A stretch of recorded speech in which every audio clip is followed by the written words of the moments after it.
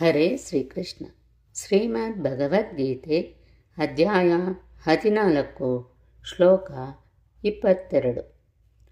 ಪ್ರಕಾಶಂ ಚ ಪ್ರವೃತ್ತಿಂ ಚ ಮೋಹಮೇವ ಚ ಪಾಂಡವ ನ ದ್ವೇಷ್ಟಿ ಸಂಪ್ರವೃತ್ತಾನಿ ನ ನಿವೃತ್ತಾನಿ ಕಾಂಕ್ಷತಿ.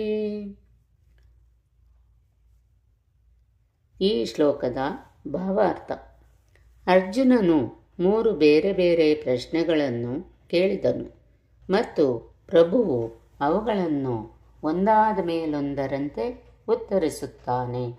ಆಧ್ಯಾತ್ಮಿಕ ನೆಲೆಯಲ್ಲಿರುವವನಿಗೆ ಅಸೂಯೆಯಿಲ್ಲ, ಅವನು ಏನನ್ನೂ ಬಯಸುವುದಿಲ್ಲ ಎಂದು ಕೃಷ್ಣನು ಮೊದಲು ಸೂಚಿಸುತ್ತಾನೆ. ಐಹಿಕ ದೇಹವನ್ನು ಧರಿಸಿ ಜೀವಿಯು ಈ ಐಹಿಕ ಜಗತ್ತಿನಲ್ಲಿ ಇರುವಾಗ ಅವನು ಐಹಿಕ ಪ್ರಕೃತಿಯ 3 ಗುಣಗಳಲ್ಲಿ ಒಂದರ ನಿಯಂತ್ರಣದಲ್ಲಿ ಇರುತ್ತಾನೆ ಎಂದು ಅರ್ಥ ಮಾಡಿಕೊಳ್ಳಬೇಕು. ಅವನು ವಾಸ್ತವವಾಗಿ ದೇಹದಿಂದ ಹೊರಗಿದ್ದಾಗ ಐಹಿಕ ಗುಣಗಳ ಮುಷ್ಟಿಯಿಂದ ಪಾರಾಗಿದ್ದಾನೆ.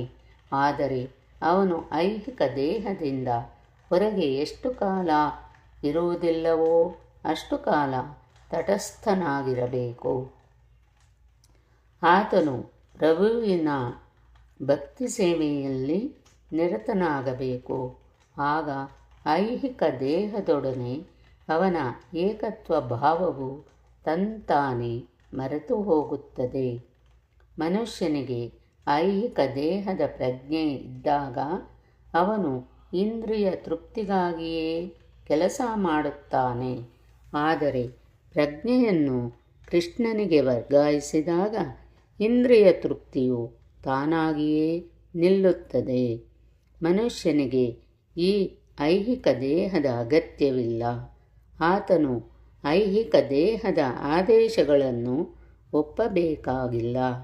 ದೇಹದೊಳಗಿನ ಐಹಿಕ ಗುಣಗಳು ಕೆಲಸ ಮಾಡುತ್ತವೆ, ಆದರೆ ಜೀವಾತ್ಮನಾಗಿ ಆತ್ಮವು ಇಂತಹ ಚಟುವಟಿಕೆಗಳಿಂದ ದೂರವಿರುತ್ತಾನೆ.